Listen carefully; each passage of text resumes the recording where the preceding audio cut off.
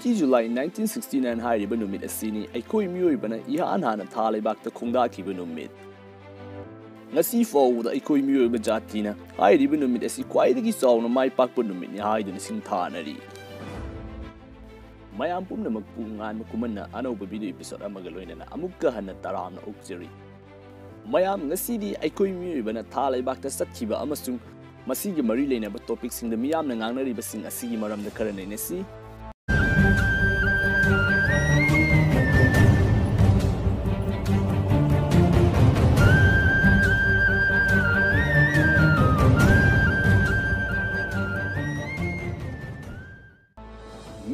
mana loinimak tabiramnagani madudi nasagi Apollo 11 mission na Neil Armstrong ni ihan hana tha leibakta khongdakhibagi matang asida miyoi kaya amana yenaba conflict sing adu miyoi kaya amana mahakna tongliba khungup aduga mahaki tahawriba footprint aduga manai manade haiba matang aduda natte ayhakna ngasine na jagadawriba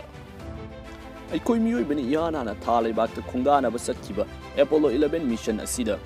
NASA amasung satkriba astronaut team aduga makoi masem sanariba wari amasung makoi masem pau phawdo phawjin tawriba adu television da live thaduna mi am pumba yenghallammi adubu hairibu matam aduda astronaut sing aduna tha laimai hek yaukibaga minute ani ahum live tharamba adu shutdown tawki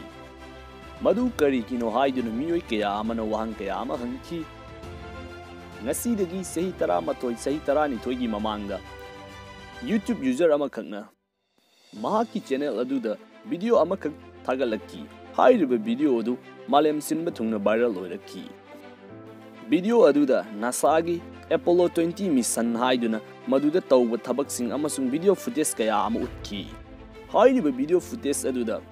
NASA na tha leibakta sattuna tha leibakta khongda matamda alien sing spacecraft leramba amasung alien thingnabagi video yauri nongmanini hek leibaga NASA na video aduda yauriba sing amasung Apollo 20 gi mission gi hairiba details sing adu pumnama fake ni haiduna claim tawraki amasung video adu thagalamba user adu mafam khangdana mangki ngasi fawbu thiba fangdri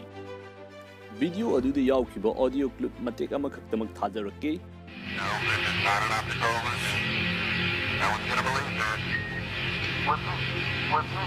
I would say that there were other spaceships. They're lined up in the other side of the crater. There they are, and they're watching.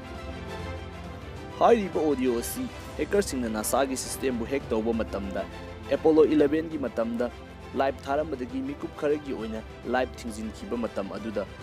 sa khiba wari sing aduni haina claim tawraki masidani miyoi kaya amana singnaba hengalakliba amasu wahang kaya ama hanglakliba taseng namang aikoi miyoi bana tha leibakta ihan hana khongdakiba matam aduda alien sing su tha leimai aduda leirambara haiba si masida kwaidigi hena mayang langtak haliba si 15 July 2007 da Apollo 20 gi astronaut oiriba William Reckless masamakna Apollo 20 gi mission asida tha leibakta alien sing thengnara I haibasi summi haina interview amada phongdoki masida sunatana mahangna TV series amada masigi matang asida documentary amasu putoki madugi mamingna Aliens on Moon The Truth Exposed mahangna phongdoki madudi Apollo 20 gi mission aduda thalaimai da akaiba spacecraft amakak tarami hairiba spacecraft aduda thawai yaugraba alien gi haksang ani kak thingnaki haksang ani adugi manungda amadi aikoi miyoi bana puduna miyamna hainariba area 51 hairiba jaga aduda poraktuna thamki haina phongdoki masini aikoi miyoi bana tha leibakta khongdaba matamda thokkiba angakpa thawdok amagi wari mayamgi mota masi karini haina lobibage comment section da suksoi soidana haibiramu ngasigi oinadi video asi matang asida loisinjarge kaina nabu yathang nijari